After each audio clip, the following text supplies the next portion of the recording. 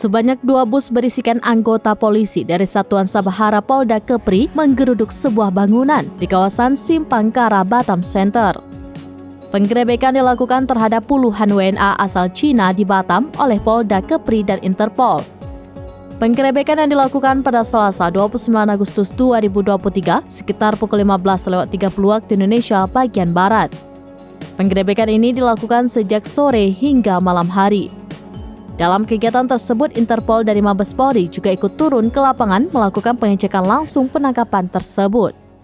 Polisi Tiongkok juga turun langsung melakukan penggerebekan dan sebanyak 88 orang WNA Cina ditangkap. Diketahui ini merupakan kejahatan jaringan internasional.